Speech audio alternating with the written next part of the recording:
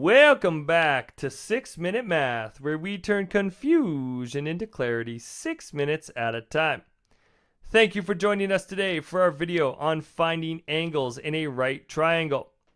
Ring that bell to get notified of more 6-minute content as it gets released. And 6 minutes tends to go by quickly, so let's get going. Our key points when we are finding the angles in a right triangle are the steps to finding that angle. Our first step is we're going to label your triangle according to your reference angle. So I have my right angle triangle, and I always like to circle that reference angle to stay organized, and then I label according to that angle. Our hypotenuse is always opposite our right angle. Our opposite side is going to be opposite that reference angle. And our adjacent side fills in that third side, which is also beside the reference angle. Then we're going to decide on our formula, and we have our 3 trig function formulas here below. A helpful mnemonic to remember these formulas is SO, CA, TOA.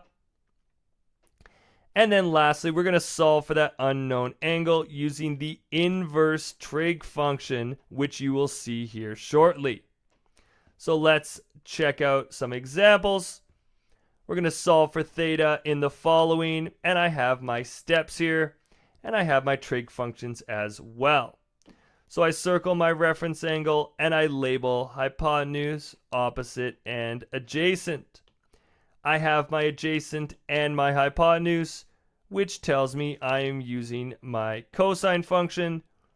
So I'm going to write that one down. Cosine theta equals adjacent over hypotenuse.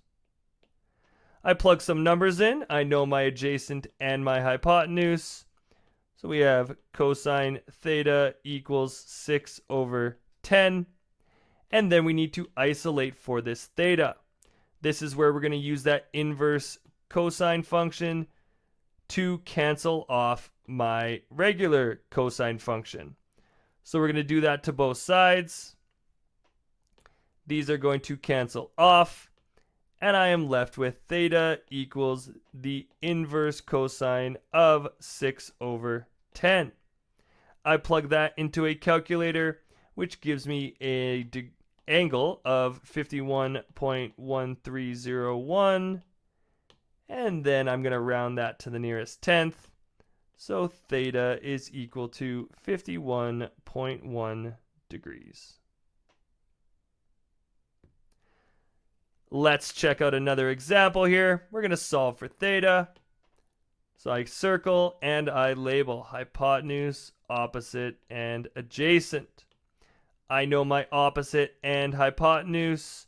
That tells me I'm using my sine function. Sine theta equals opposite over hypotenuse. Therefore, sine theta in this case is 11 over 15. And we're going to use that inverse function.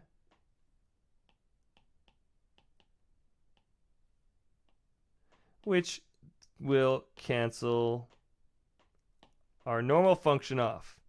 This gives us theta is the inverse sine of 11 over 15, which tells us that theta is equal to 33.0557.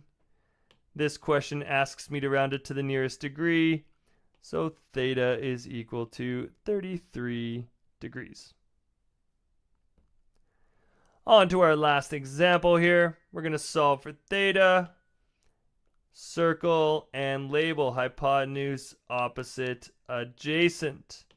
I know my opposite and adjacent, so I'm using my tangent function.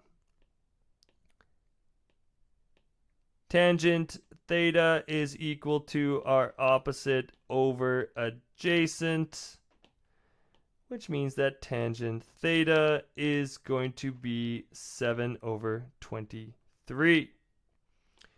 We use that inverse function again, which tells us that theta is equal to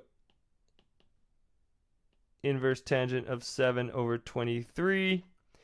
Into a calculator that goes, and we're going to have an angle of 16.9275. We're going to round that to the nearest tenth, which tells us our final angle is 16.9 degrees. Those are all the examples we have today for finding angles in a right angle triangle. Make sure you're following us on Instagram and TikTok at 6 Minute Math. And ring that bell, like, share, subscribe, and always leave a comment below for any topic you want to see me tackle in a future 6-minute episode. Always remember that the best way to get math is to practice math, so keep on practicing. And until next time, keep solving and evolving.